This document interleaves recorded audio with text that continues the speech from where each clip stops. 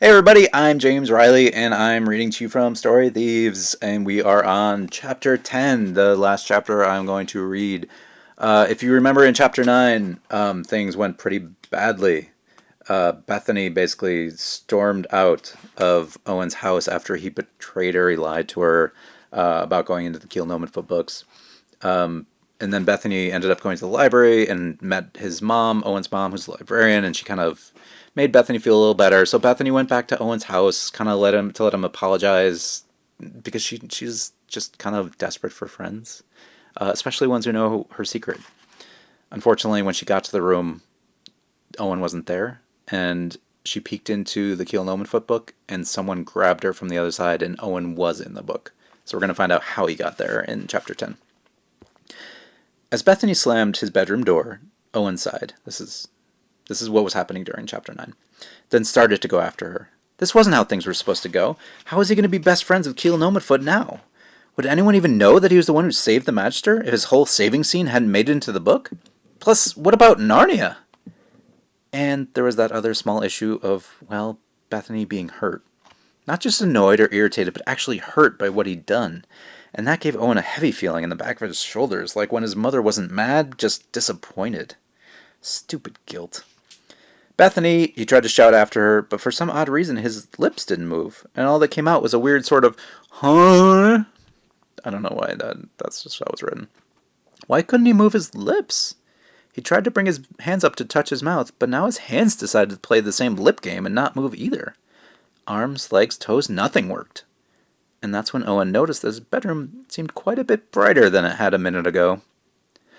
"I'd just like a minute of your time if it's all the same to you," said a voice from behind him. Owen's body froze from disbelief, along with whatever it was that had already frozen him a few seconds ago. That was the Magister's voice. Except the Magister shouldn't even have a voice, because books didn't have voices. Unless they're audiobooks, and really that wasn't the character's voice so much as the person who read the audiobook. And yet, there it was in Owen's house, all polite and magical and magistery. "I apologize for such treatment," said the Magister, and Owen's legs turned the rest of him around like some kind of puppet. There, behind him, was a doorway made from brightness, lighting his entire room.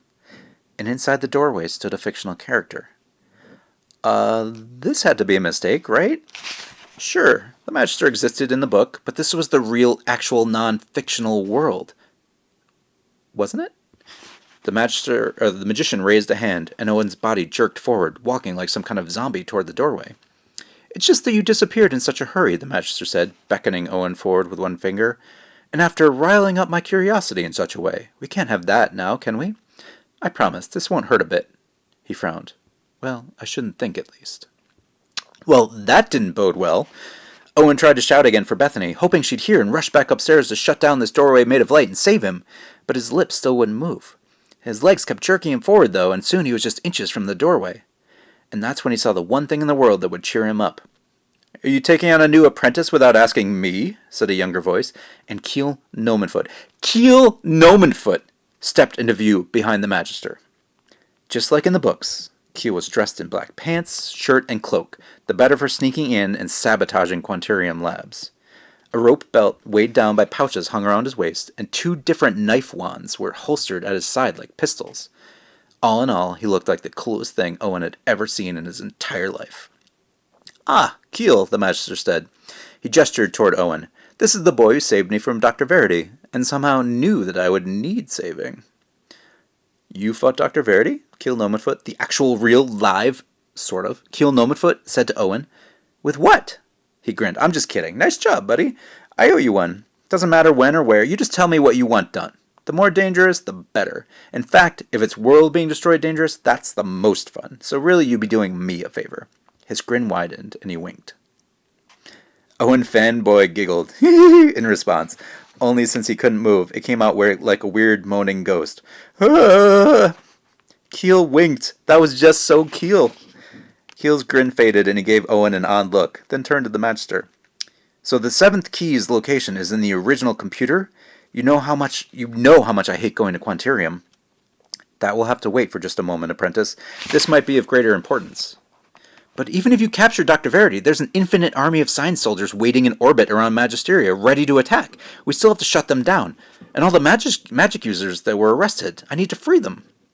If this child knows of Dr. Verity's plans, we might do well to find out how that is possible before you run off again, the old man said, flashing a patient smile at Keel.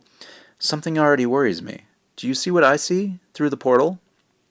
Keel squinted past Owen. Someone doesn't know how to hang up his clothes? The Magister shook his head. The world this boy comes from has no magic. None at all.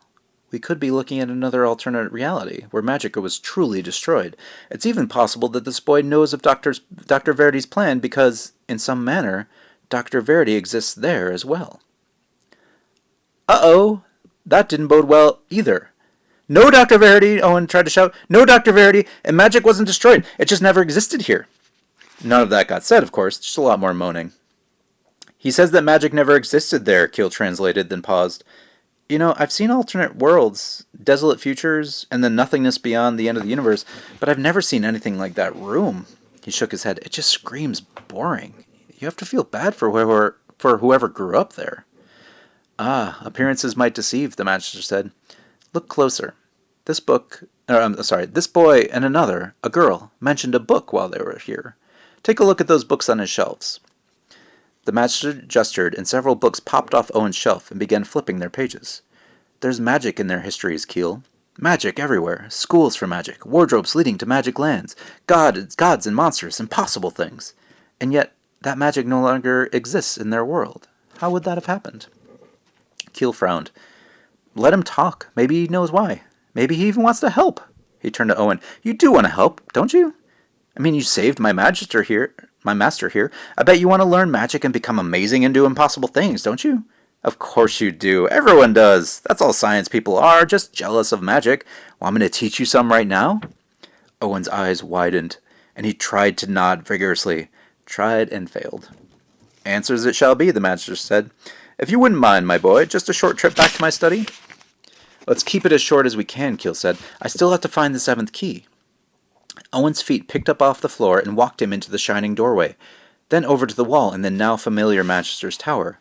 There, his uncontrollable hands reached down and fastened chains to his ankles, then to each wrist.